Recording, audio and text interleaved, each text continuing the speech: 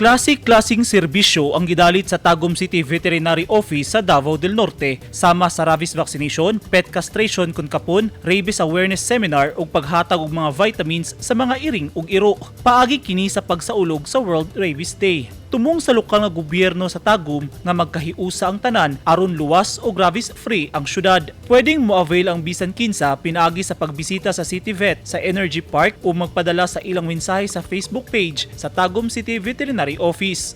Samtang sa Lake Cebu, gikapon sa South Cotabato Provincial Veterinary Office ang 23 ka mga hayop nga gilangkuban sa 14 ka mga iro ug 9 ka mga iring. Giorganisa sa Municipal Agriculturist Office ang aktibidad kinisubay sa selebrasyon sa World Rabies Day nga natigayon sa Municipal Gymnasium Poblacion, Lake Cebu. Gisalmutan sa mga dog ug cat owners sa Lake Cebu ang aktibidad.